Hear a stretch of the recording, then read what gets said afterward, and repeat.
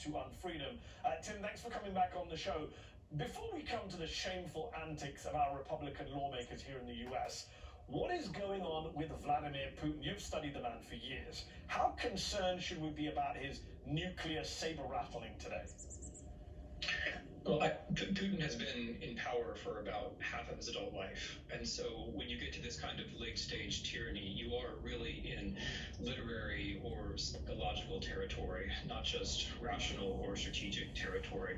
And it's clearly the case that Mr. Putin is less tactical than he was 8 years ago when he invaded Ukraine the first time, and much more ideological, much more concerned with grander goals, much more concerned with how he's going to be remembered after he's gone.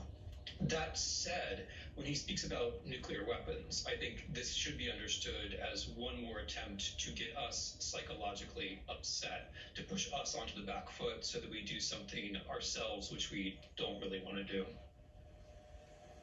Yes, and in terms of what we don't want to do, we don't want this war to keep escalating. We want this war to be over. Both the Ukrainian and Russian governments have now agreed to meet at the border of Belarus.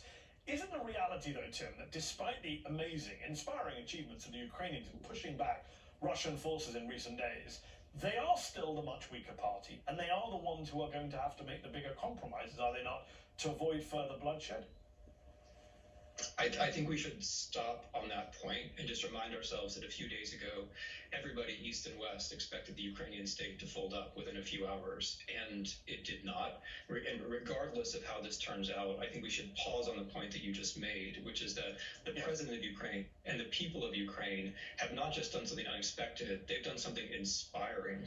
In fact, they've shown Americans, if we're paying attention, what it looks like to care about your country and what it looks like to put down your internal divisions when something very important is happening outside. So it's up to the Ukrainians what kinds of compromises they're going to make. And I think in the meantime, it's up to us to help them. 100% agree that it's up to Ukrainians. My worry is that as the world watches and cheers them on, we get to a point where they are losing lives. I mean, I look at Syria, Tim. Hundreds of thousands of Syrians, brave Syrians, died fighting Assad. Assad is still president. The world has moved on. And obviously none of us want that to happen in Ukraine. You're right to say it's their decision, and they have been inspiring. You and I talked earlier this week on my Peacock show about Vladimir Putin's propaganda that Ukraine is not a real country or independent state. Isn't it ironic that his invasion has made Ukraine as a country more famous and admired the world over than ever before, where civic nationalism in Ukraine has gotten a shot in the arm from their heroic defense of their cities and their frankly heroic president, Vladimir Zelensky? Yeah, I mean, there's deep irony here. I mean, Mr. Putin wants Ukraine to be close to Russia, but he invaded in 2014, thereby solidifying the Ukrainian civic nation and thereby turning Ukraine towards the West.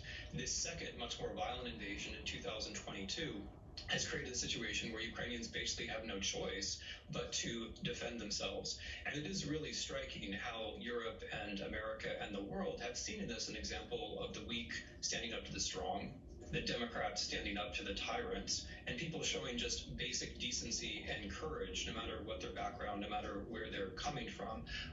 This is, in a sense, the ultimate defeat of Mr. Putin's values, or his lack of values, his nihilism. However things turned out at the negotiating table, we'll remember that there were people who stood for something as opposed to people who stood for nothing.